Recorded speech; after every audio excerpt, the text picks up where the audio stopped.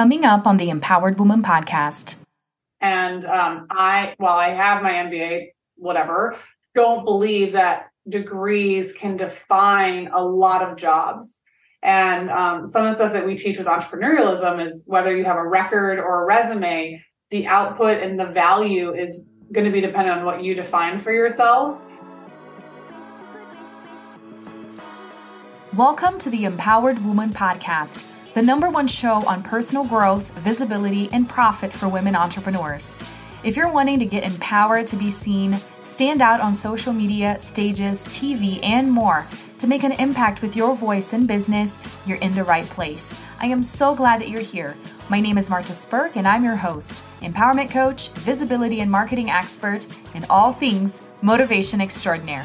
Welcome again, and let's dive into today's episode.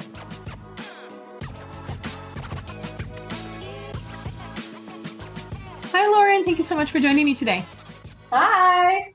Yay. So excited for us to chat and to get to know you more. So I would love for you to just tell us who you are and what you do. And then I will dive right in with my questions about personal development, all the growth you've experienced in your journey, and how you've empowered yourself and your clients. Amazing. Well, hi, I'm Lauren Petrullo. I'm the owner and founder of Mongoose Media, a digital marketing agency in Orlando, Florida, and also the owner of 4 other brands, 3 e-commerce brands, a e-conscious swimwear line for babies, Beau and Belle Littles, an amazing matcha brand, Enjoy Shade. I'm 100% biased, but it's really, really good. Like, I will definitely get you some matcha your way. And then a skincare cooperative collection of products called Asian Beauty Essentials.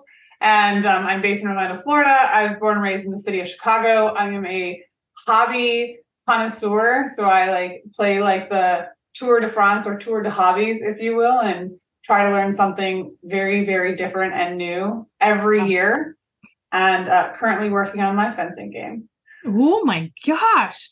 That's amazing. You got lots of energy there. And I was going to say, so are you just basically telling us you're a serial entrepreneur and that your mind doesn't stop? Is that what you're telling us? Basically, if there was a way to turn it off, it would be really great to know. I lucid dream. And so my husband is always on me. He's like, when do you actually rest?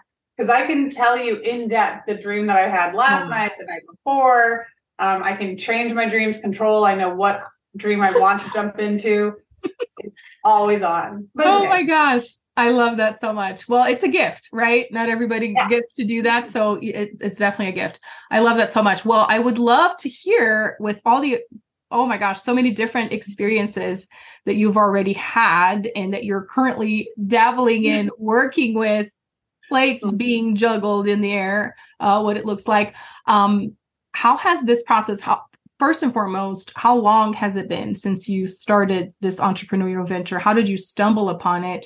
And what have you learned about yourself in this process? Well, the LLC version, according to Florida Department of Revenue, is 5 years. When I started Mongoose Media, 5 years this March. But my first entryway into the entrepreneurial world was when I was about 5 or 6. And I told my dad I wanted a Barbie. And he's like, sure, absolutely. You can have that. I'm not going to give you the money for it, but you can have that. Let's brainstorm ways that you can earn the money because I'm not giving it to you. And I ended up drawing a bunch of stuff with crayons on some paper. I called my best friend Lizzie, and we went door to door selling pictures for 5 cents, 25 cents. And I learned the art of bundling. The art of negotiation, sense of urgency. And by door 5, I'd sold everything, got the $20 I needed, and initiated my pursuant career future path at age 5 or 6. Oh, wow. That's incredible. So you said officially the LLC has been the 5 years. What were you doing before then? And how did it lead you to then starting the first one?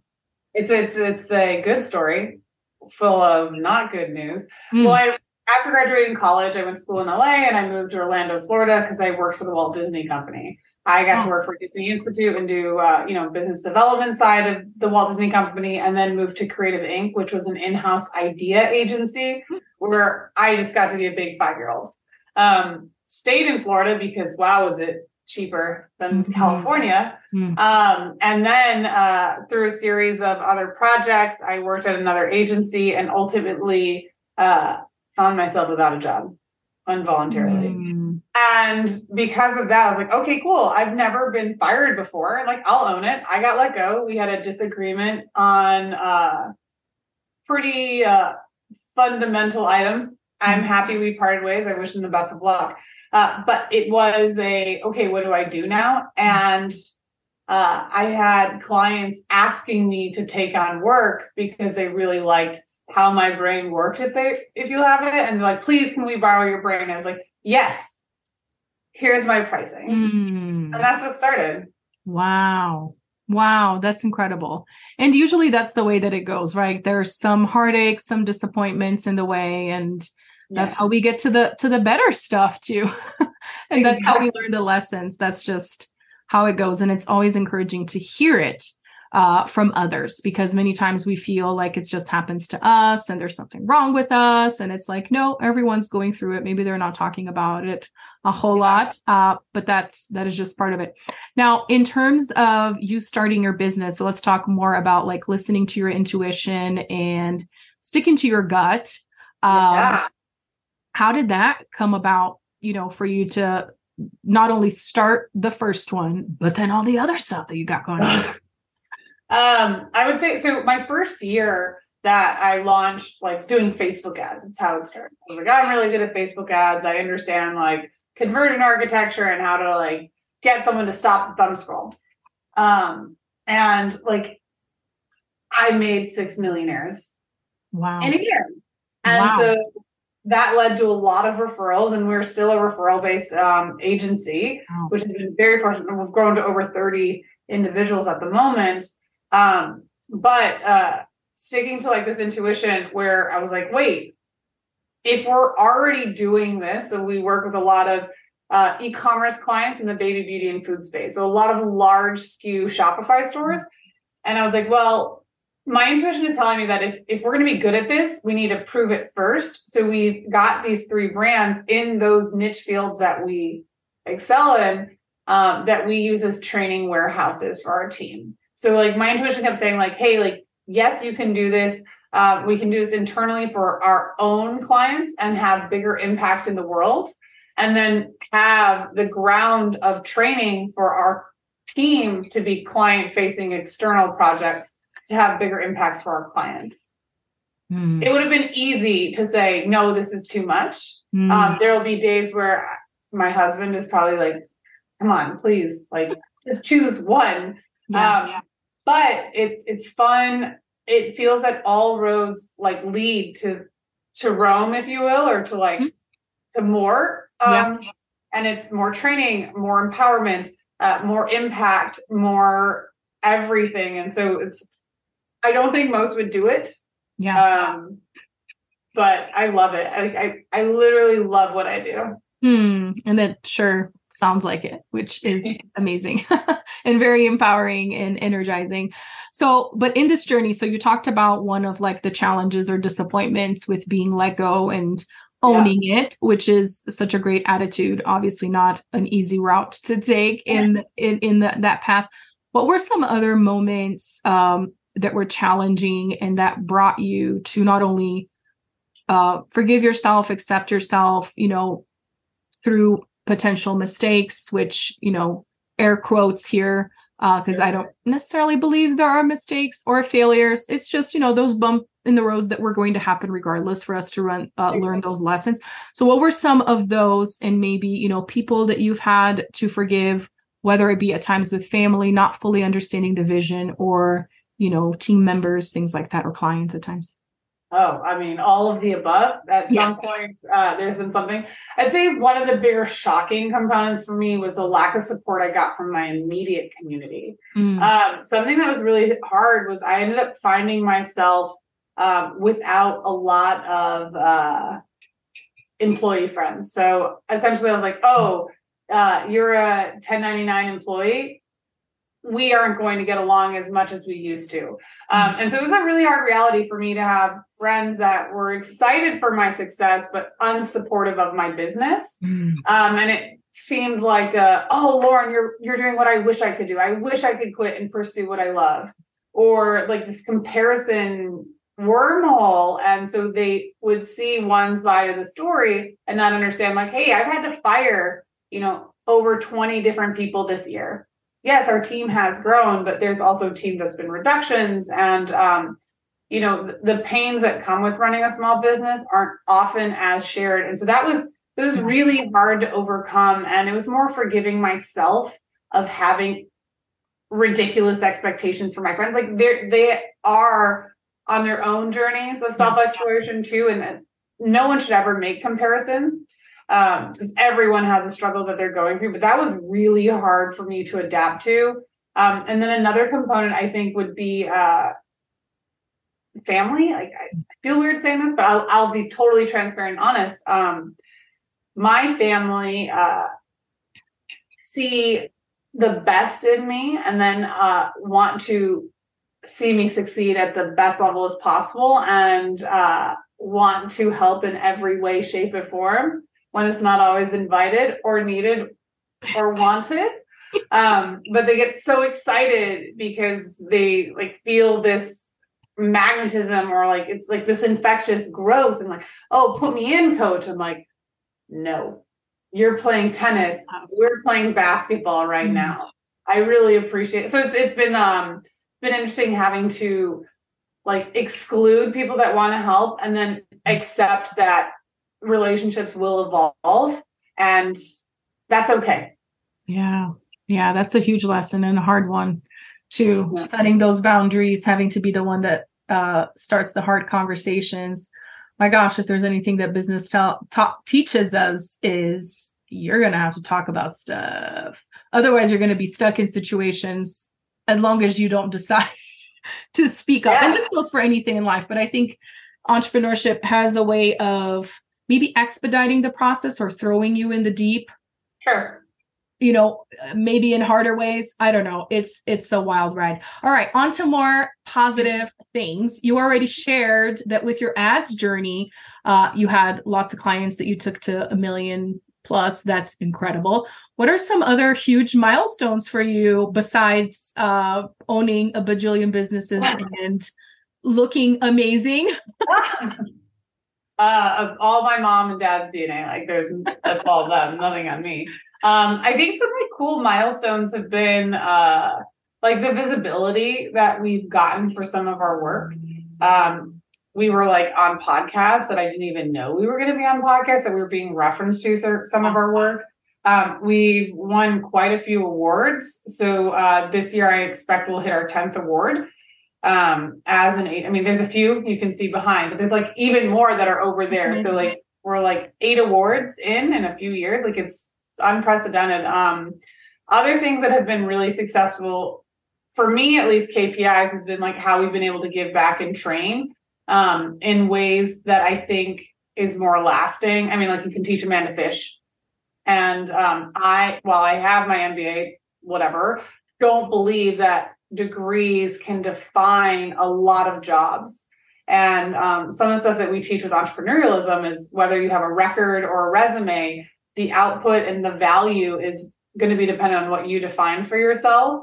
And I mean, the impact, again, going back to it, like the lives that we've had, the opportunities for families to be contributing members. Like we work with a lot of moms that don't have the opportunity to have a job, or they're in a transient community because their husband moves around a lot. So we've had the ability to give, younger moms fulfilling roles and allow them to contribute to the growing success of our company and our clients. And that's not like a revenue. I mean, yeah, we've hit revenue thresholds that we didn't even need to accomplish. Like those are amazing.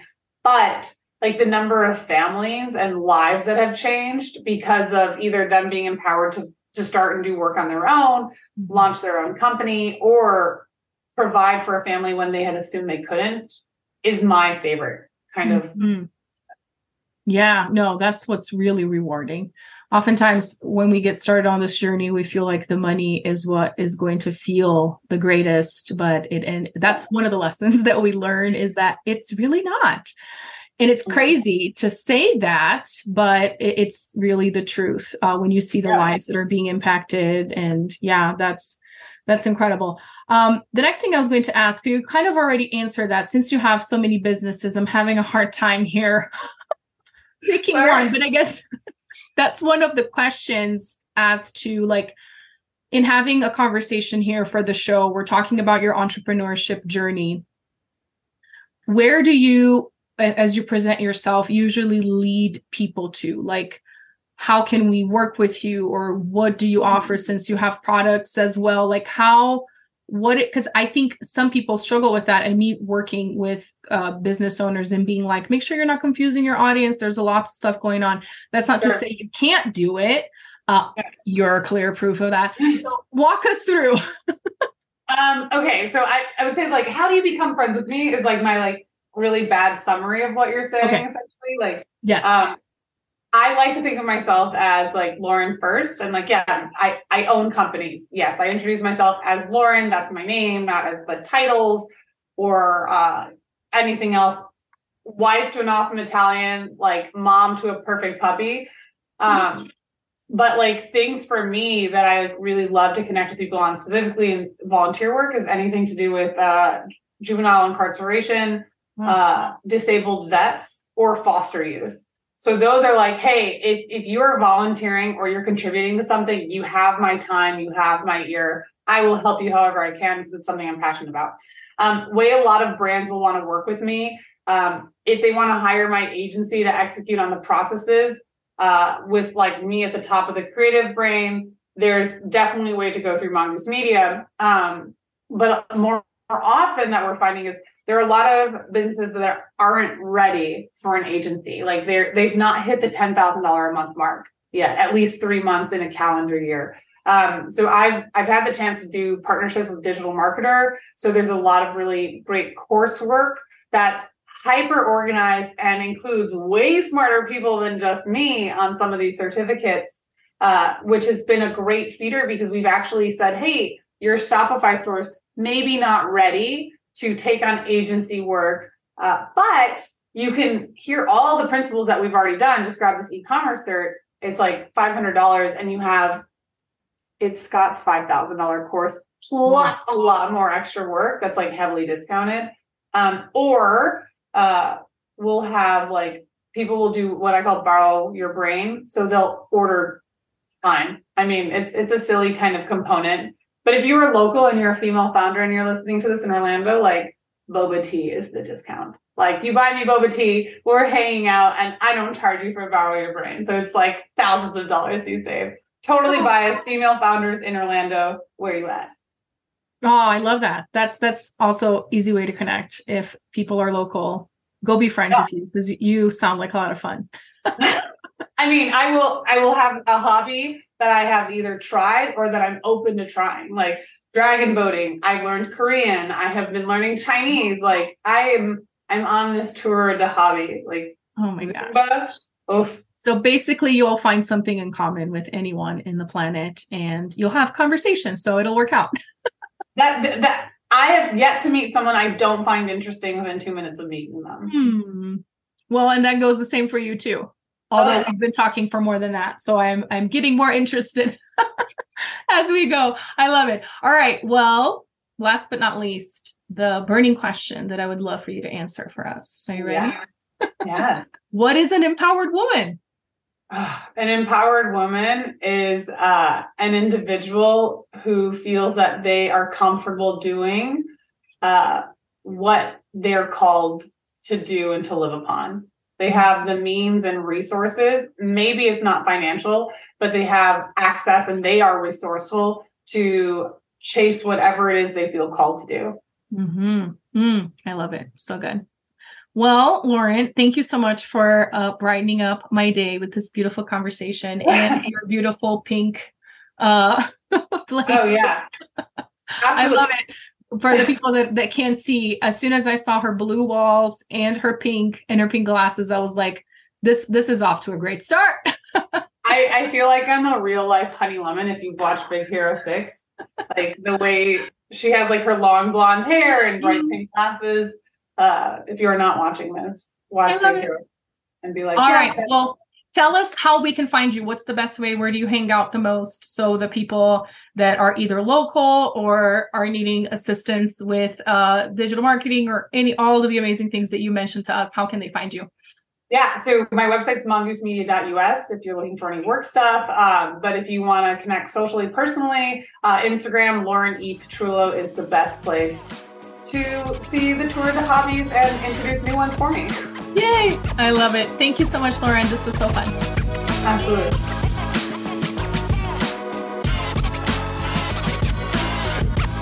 Thanks so much for tuning in today. I hope this episode empowered you.